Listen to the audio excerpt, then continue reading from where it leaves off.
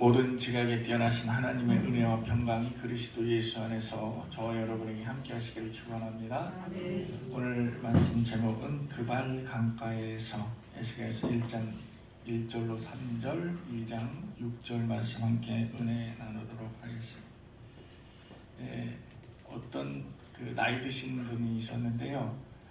평생을 아주 급한 성격에다가 불만 가득한 그런 성격으로 평생을 살아오신 어르신이었습니다. 어느 날 마을버스 종점에서 이제 차를 타고 가려고 하는데 차가 좀 좀채 출발을 안 하는 거예요. 그랬더니 이 어르신이 이놈의 똥차이가 이거 기사 양반 이 똥차이가 언제 출발하는 거야? 이렇게 화를 냈어요. 그랬더니 기사 양반이 빙그레 웃으면서 네, 똥이 다 차면 출발합니다. 오는 말이 고와야 가는 말이 곱지요. 말의 중요성이라는 것은 몇 번을 강조하고 평생을 강조해도 부족하거나 모자라지 않습니다. 그래서 우리는 인생 살아가면서 이 말이란 것이 얼마나 중요한지 잘 깨닫고 있습니다. 오늘부터 예언자 에스겔에 대해서 은혜를 나누는 시간을 갖겠는데요.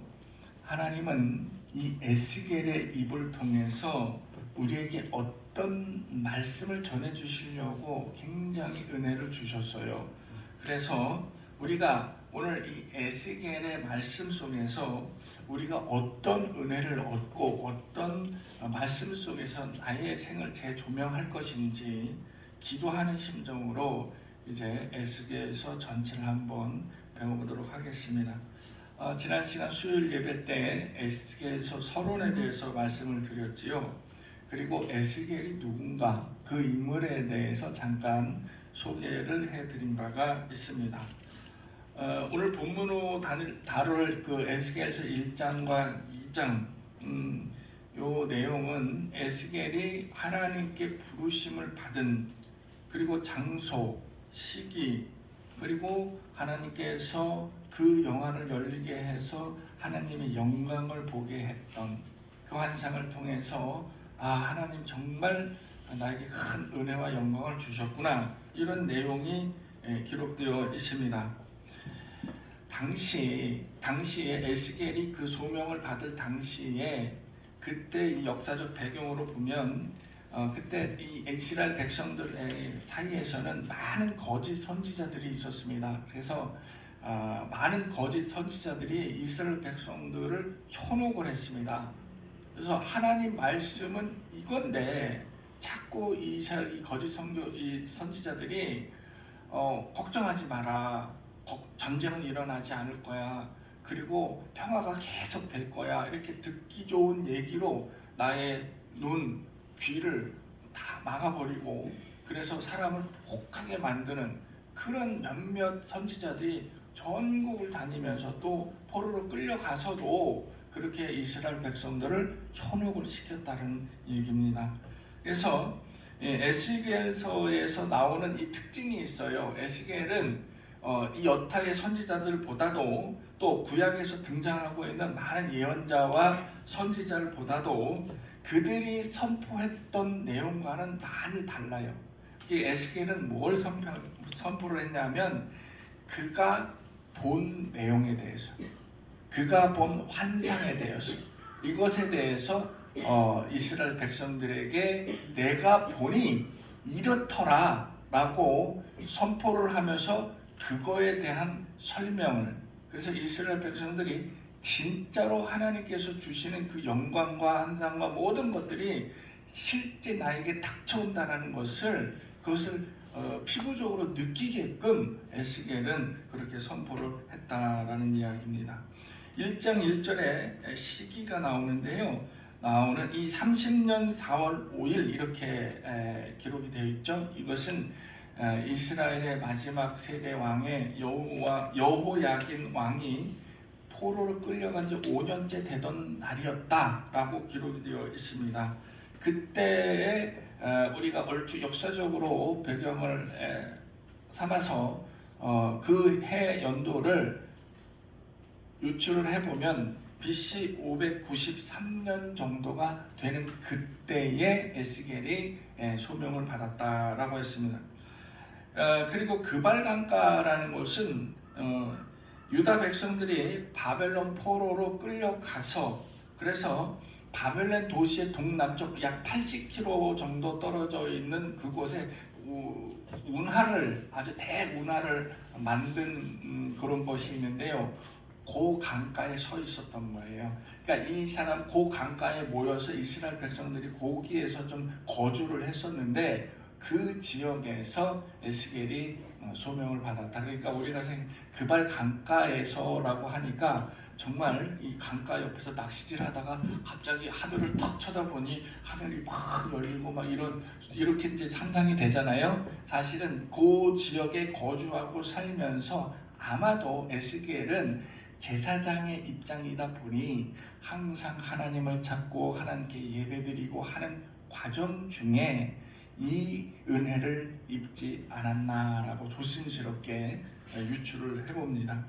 대개 목회자들은요, 저같이 이제 목회를 하고 있는 목회자들은 본인이 받은 소명의 순간들을 기억을 하고 있습니다. 저마다 자기 기억 속에 소명받은 그때, 어렴풋한 그때를, 또는 정확한 기억으로 내가 이것 때문에 목회를 하기 시작했어 라는 그 소명, 부르심을 받은 그때를 되게 기억을 하고 있습니다. 근데 목사님도 기억하시나요? 저도 기억하고 있죠. 뭔가요? 안 가르쳐 줄 겁니다. 네, 절대로 안 가르쳐 줄 거예요. 저는 어렸을 때, 아주 어렸을 때부터 소원 기도를 했던 사람이고, 그것을 위해서 지금까지 노력을 했던 사람인데요. 이 대개 목회자들은 그 순간들을 자기 자신의 신앙의 체험으로 고이고이 간직들을 하고 있습니다. 에스겔을 역시 마찬가지로 그 순간을 기록해 놓은 것이 오늘의 말씀인데요. 그때 3절에 보면은 여호와의 권능이 내게 임했다라고 기록을 하고 있습니다.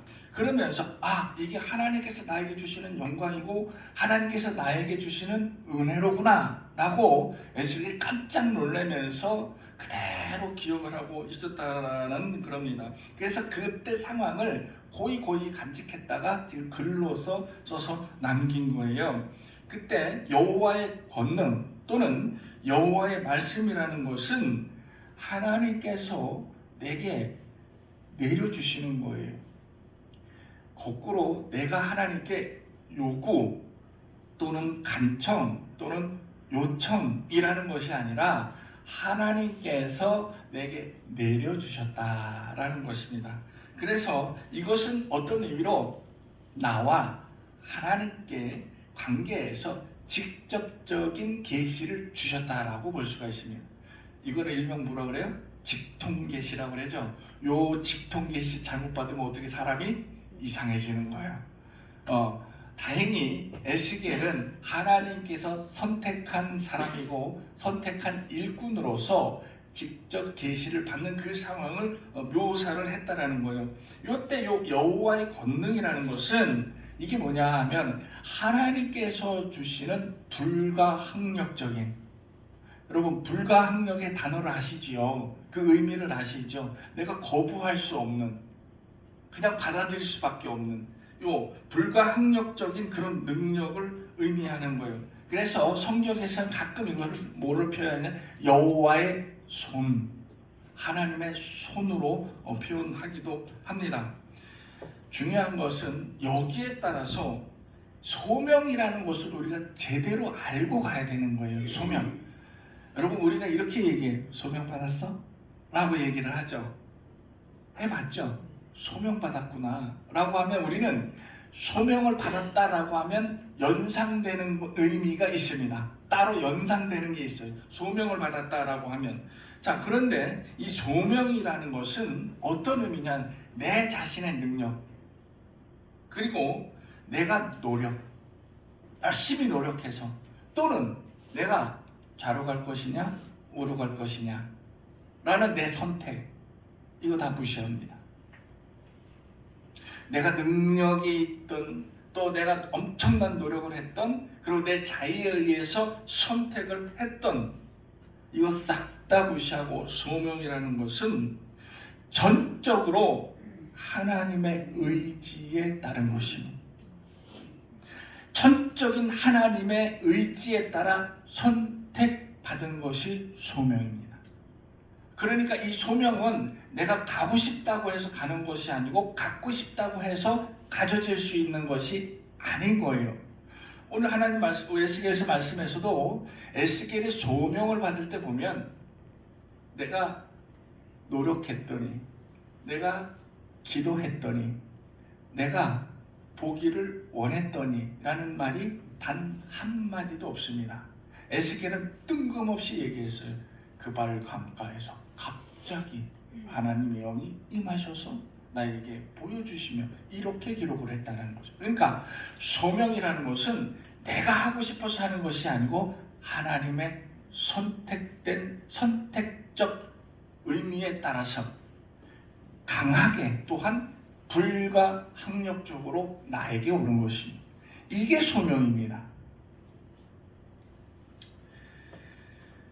그런데 우리가 착각하고 있는 것이, 이게 이제 좀 전에 말씀드렸지만 소명이라는 거를 뭐라고 생각하냐면 아주 특별한 사람에게만 소명이 임한다라고 생각을 하는 것이 우리의 착각일 수 있습니다. 그죠? 왜냐하면 소명받았네 이렇게 얘기하면, 그리고 소명을 받으려고 하면 최소한 오늘 말씀의 주인공인 에스겔처럼 뭔가 아주 대단한 선지자적 예언적 능력이 있어야 되는 거 아니겠어? 최소한 소명을 받으려면 조용히 목사 정도는 돼야 되지 않겠냐는 거죠.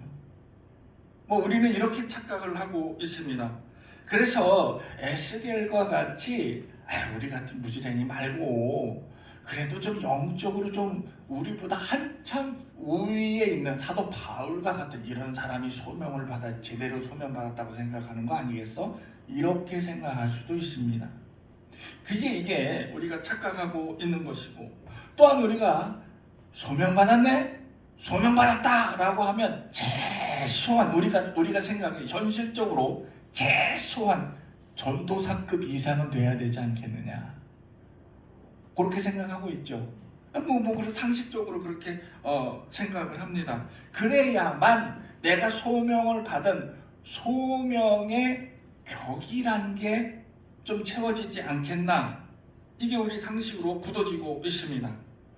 또한 이 소명을 받았다고 하면은, 그러면 오늘 본문 에스겔이 얘기한 것처럼 어떤 기도하는 중에 환상을 보고, 또는 말씀이 탁 내 가슴에 틀어박히고, 또 기도하고 목사님 설교 중에 내 가슴을 탁 때리고 머리를 띵하게 때리고, 이런 어떤 뭐가 있어야, 그래서 영적으로 나에게 다가오는 뭔가가 있어야만 소명받았다 라고 생각할 수 있다는 것입니다.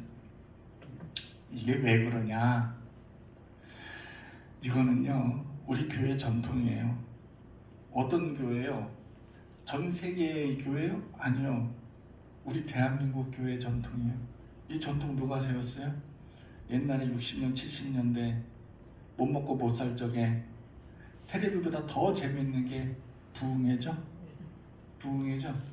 텔레비도 없었던 시절이고, 그래서 한 동네에서 부흥회 한다 그러면 믿거나 안 믿거나 그 동네 사람들 다 모여서 교회가 그냥 꽉 차가지고, 그런데 이 부흥 강사가 개그맨 저리 가라요. 얼마나 웃기고 눈물을 쏙 빼놓는지, 부흥회 한 번 하면 눈물 콧물 다 빠지고 웃고 넘어가고 그냥 개그 콘서트 10번은 본 것 같아요.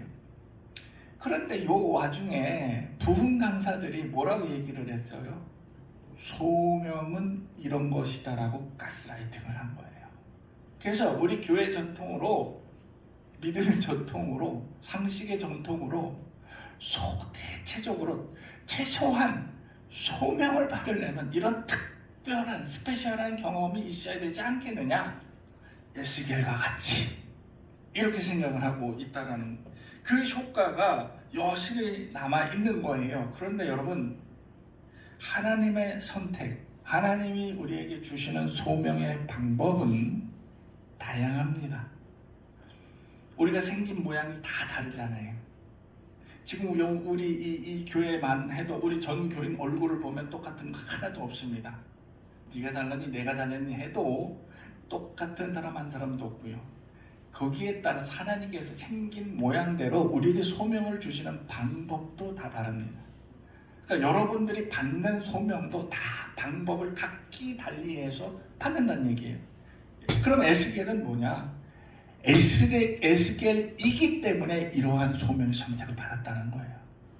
에스겔이 특별해가지고 이 사람을 세우기 위해서 그런 걸 준 것이 아니라 하나님의 방법대로 에스겔이 부름을 받았다는 얘기예요. 스페셜한 거 아니라는 거죠. 나도, 여러분도, 저도, 여러분도 이런 에스겔 같은 그런 소명을 받을 수 있느냐? 있다는 얘기요. 그 누구 의지냐? 하나님의 의지라는 거죠. 강제할 수도, 자연스럽게 할 수도, 그건 전적인 하나님의 은혜인 것입니다. 그런데 이것을 그렇게만 해야만 소명을 받았다라는 상식으로 굳어진 것은 누구 영향? 부흥 강사 영향이요. 부흥 강사들이 그렇게 교육을 시켰기 때문에 소명 받았어. 소명 받았네. 어떻게 받았어? 금식기도 하는 중에 산에서 잣나무 붙잡고 주여 주여 잣나무가 불어. 이때 하나님이 확 뭔가 좀 스펙타클하고 뭔가 막 그러잖아요. 응? 클라이맥스 하고 막 그러지 않습니까? 그래 좀 멋지잖아요. 좀 소명을 받았으면 적어도 그 정도 소명은 좀 환경적 요소가 좀 돼야만 소명을 받는 거 아니겠습니까? 남한테 얘기하기도 그렇고. 그럼 목사님은 어떻게 소명을 받았어요? 안 가르쳐 준다니까요.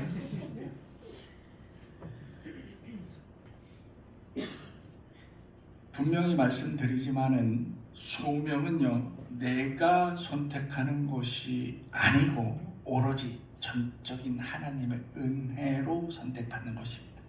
여러분, 이 말씀을 반드시 기억해 주시기 바랍니다. 하나님께서 에스겔에게 이 소명을 주시면서 그러면서 그에게 이런 말씀을 하신 적이 없어요. 내가 너에게 소명을 줄 테니, 내가 너를 선택할 테니 이제는 내 강한 오른손으로 너를 축복할 것이다. 그리고 감당하고 또 건강하고 오래오래 살며 그리고 자식들 번성하고 대학도 잘 가고 취직도 잘 되고 뭐 보너스로 로또도 좀 맞고 뭐 이렇게 내가 축복을 해줄게. 이런 말씀이 없다라는 거예요. 이게 무슨 얘기냐? 절대로 하나님은 너를 선택하면서 만사형통으로 가게 할 것이다라는 축복의 의미가 없다라는 거예요. 이 성경 속에서. 오히려 오늘 이제 2장 6절 말씀을 보면은 에스겔 앞길에서는 말할 수 없는 고난의 여정이 기다리고 있다라는 거예요. 뭐라고 얘기했어요? 6절에 뭐라고 했어요? 찔레와 가시. 뭐 이게 뭐야? 찔레와 가시가 뭐야? 그냥 나를 찌른다는 거 아니에요. 나를 고통스럽게 만든다는 거 아니에요. 내가 가는 길이 험난한 여정이 기다리고 있다라는 얘기 아니겠습니까? 이상하지요? 하나님이 당신의 일꾼을 쓰려고 하는데 왜 이 험난한 길을 주냐는 거. 참 이상하지 않겠습니까? 여기에는요, 당시 이스라엘 백성들이 나라가 망하고 바벨론으로 포로로 끌려왔는데 이 사람들 머릿속에 뭐가 있냐?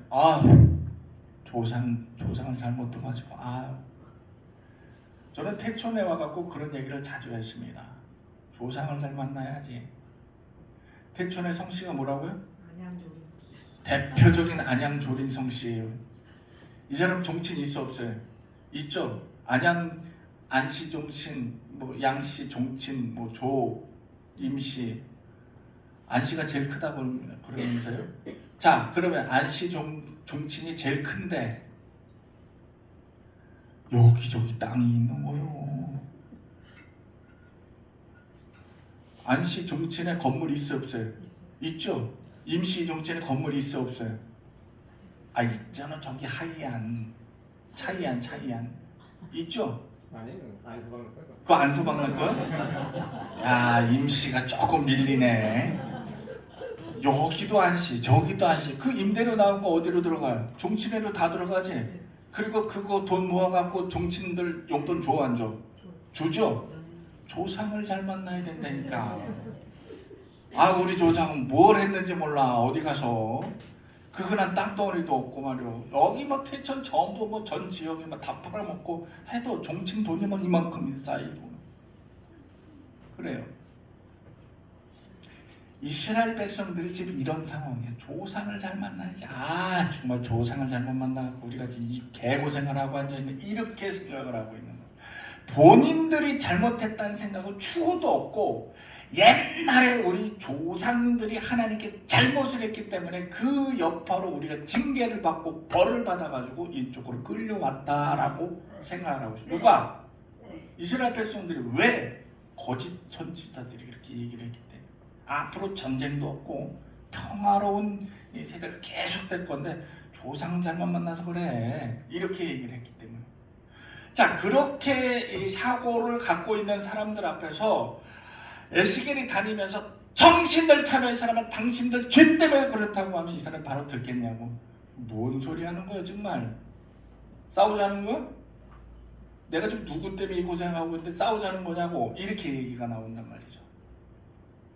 그러면 받아들이지 않는 사람에게 에스겔이 다니면서 그렇게 하나님 말씀이 오라고 전하면 불협화음이 일어나는 것은 당연한 일입니다.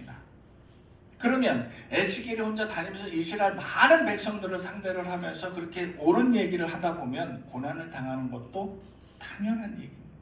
하나님께서 이를 아시고 네가 가시밭길 찔레밭길을 갈 것이다. 그러나 두려워하지 마라 라고 하신 말씀인 것입니다. 이는 이 환상을 통해서 하나님께서 에스겔에게 가르쳐 주면서 이 말씀을 주신 것을 미리 처방전을 써주신 거예요. 너는 앞길이 그렇게 있을 것이니까 미리 대비해라. 정신 준비하고 마음 단단히 고쳐먹고 그리고 네 가야 할 길을 가면 된다. 이렇게 하신 말씀이라는 것. 중요한 것은 7절, 2장 7절에 있습니다. 자, 2장 7절 한번 봅시다.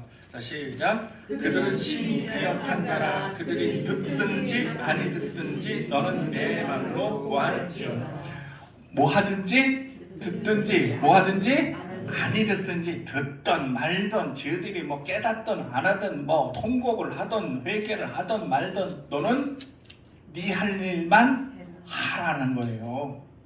이게 중요한 얘기예요. 이 말씀을 가만히 보면 왜 그러냐? 하나님이 이 백성을 그냥 쳐야 되는데, 그런데 이 백성들이 항변을 할 수도 있어요. 왜 저에게 그런 얘기를 가르쳐주지도 않고 라고 할 수도 있죠. 난 몰랐단 말이에요 라고 할 수도 있죠. 명분 쌓기일 수도 있다라는 거예요. 니들이 듣든지 말든지. 난 전했어. 하나님 말씀 전했어.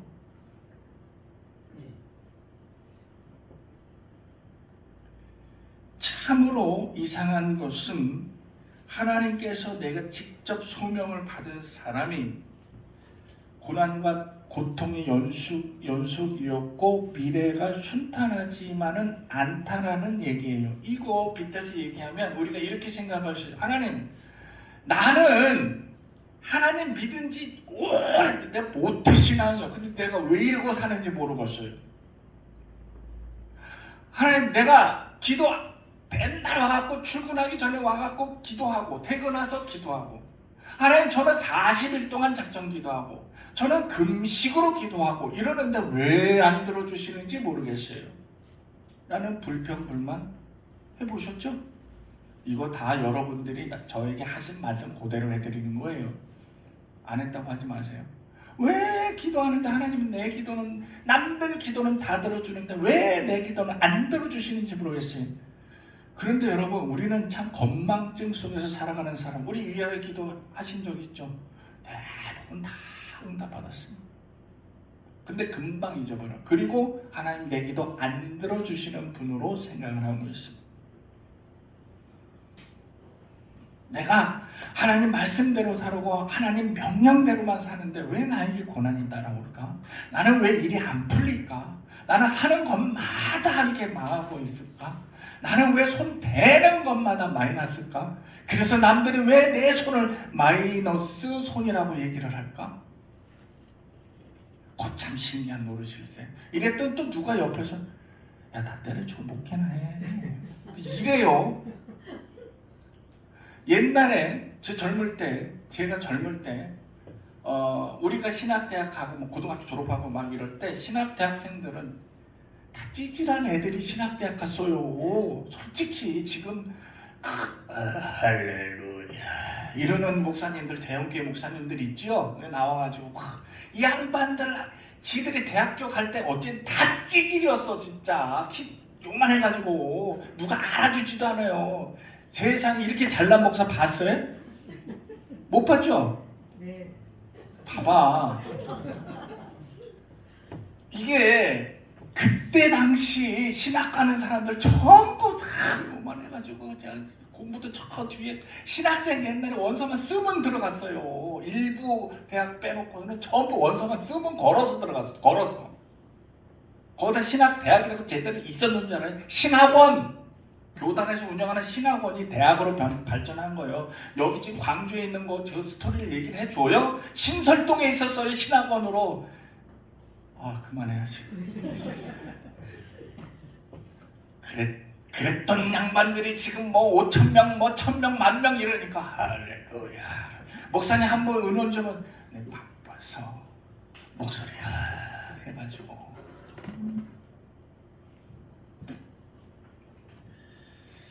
여러분, 우리가 상식으로 절대 이해할 수 없는 말씀을 오늘 말씀에서 왜 소명을 받았으면 이렇게 할까? 일사천리로 만사형통으로 다 돼야 되는 거 아님? 이라고 할 수도 있습니다. 여러분 정말 그렇게 생각을 하신다면 그러면 나는 중학교 3학년 때 소명을 받았다고 했어요. 제가 서원기도 하고.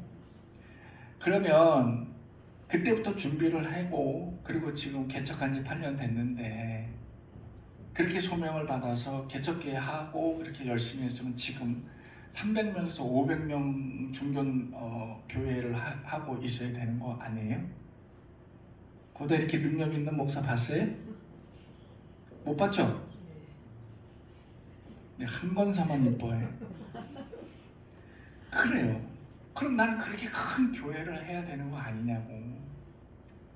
그런 논리로 생각을 하게 된다면 그래야 되는. 나도 소명 받았으니까. 그래야 소명 받은 자의 참된 그런 모습이 아닐까라고 생각할 수 있습니다. 여러분, 하나님의 계획은 우리가 다 알 수가 없습니다. 하나님의 계획은 우리 비천한 인간들이 다 그거를 뛰어넘어서 하나님의 계획을 예상하고 그리고 예측하고 이렇게 할 수 없다라는 이야기입니다. 중요한 것은, 여기에서 중요한 것은 이것저것 따지려고 하지 마시고 여기에서 가장 중요한 것은 하나님께서 내게 소명을 주셨다입니다. 이게 가장 중요한 거예요. 우리는 자꾸 본류를 잊어버리고 지류만 찾아 헤매려고 그래요. 중요한 것은 여기서 이 말씀에서 가장 중요한 건 뭐예요? 하나님이 에스겔을 부르셨답니다. 그럼 여기에서 빗대서 우리를 생각하면 뭐예요? 하나님이 나를 부르셨답니다. 그래서 하나님이 여러분을 부르셨기 때문에 지금 이 자리에 여러분이 있을 수 있고 하나님이 여러분을 선택했기 때문에 이 자리에서 예배를 드리는 거예요. 하나님이 여러분을 사랑하시기 때문에 여러분이 드리는 예배를 받으시고 그 예배를 받으시며 기뻐하시고 그리고 그래 한 주 동안 너희들 잘 살거라 라고 보호하신다는 거예요. 이게 중요한 겁니다. 이게 중요한 거예요. 뭐 복권이 뭐 전세가 직장이 아들 대학이 뭐 딸 시집 이게 중요한 게 아니에요. 가장 중요한 거는 내가 이 자리에 있다라는 겁니다. 무엇 때문에? 하나님 나를 선택하셨기 때문에.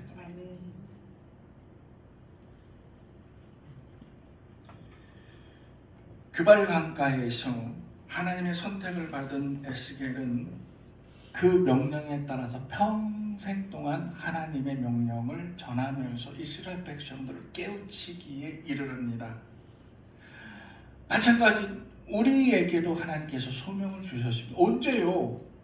저를 기억을 못하게 뭐 언제 소명을 주셨대? 주셨습니다. 방법이 다를 뿐. 그래서 내가 받은 소명이 뭔데요? 주방 가서 국수 삶으면 그게 소명이요. 토요일날 와서 청소하면 그게 소명이고요. 에스겔은 성경에 기록될 만큼 거창한 소명을 받았지만 우리는 우리 그릇대로 소명을 받은 거예요. 여러분 한 사람도 소명 없는 사람 없습니다. 단 내가 깨닫지 못할 뿐. 그래서 오늘 이를 깨달으라고 오늘 말씀을 주시는 거예요. 여러분 소명 받은 여러분입니다. 그래서 하나님께서 여러분에게 그 소명대로 살으라고 명령을 하시는 것을 오늘 이 시간 깨달으시길 바랍니다. 그래서 우리는 에스겔은 큰 사명을 받았고요. 또 우리는 우리 나름의 사명을 받은 것을 깨닫고 하나님의 일꾼으로서 거듭나기를 소망하며 축복합니다. 아멘. 기도하겠습니다.